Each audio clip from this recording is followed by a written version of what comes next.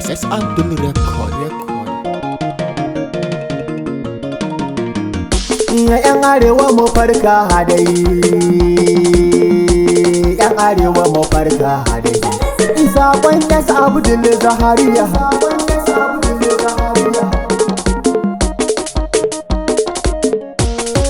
gyara Allah dai,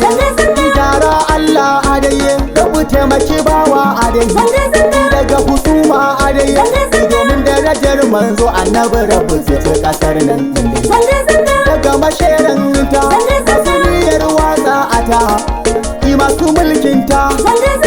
sa kishin ta, kuma gashi uwa ce da Najeriyar mu ba mu da sa'ar ta, mu rasa yancin mu da iyayen mu har da iyalin mu, ba a kishin mu, a koyaushe mulki kawai ake ta yi an kyale mu, ta mutar dabba a yahe ko kuma yan maye, faɗa ma kowa a yahe amsar kaiwa yahe, ai an kashe mutum da fari da ya tamkar kuraye, babu tsaro baba, babu ruwa baba, ba abinci gida ba a ba sauƙi baba, a sanadin yunwa ana taɓa ta 'yan mata ba a ba, wayo Allah na ni abin na damuna, to ku taso dangi ina, ku ɗauki bayani ina, ko mu kashe dai ko a kashe mu dan gyaran barna,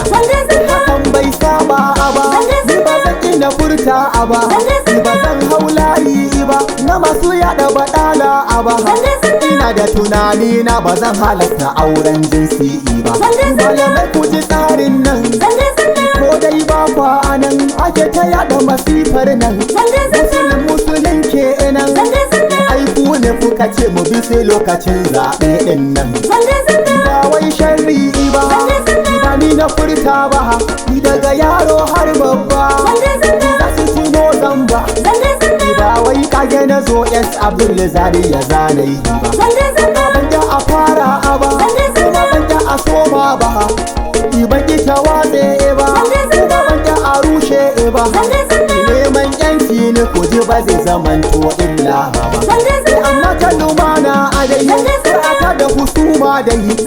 kowa ya fito din dai, mu je mu nemo yancin dai,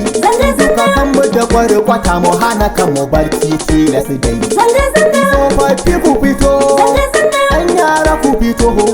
samari masu fito, ɗan mata su fito, ji domin kau da zato ni ma mai waka gana fito, in bar aiki na tare da mota na, ko ɗan shago na hanyar samu na, domin in na tsaya a fan a tashi zan rasa rayi, gyara Allah a dai, rabu ci kasar nan indai, domin alfarmar annabu ɗaha babba ɗan babba.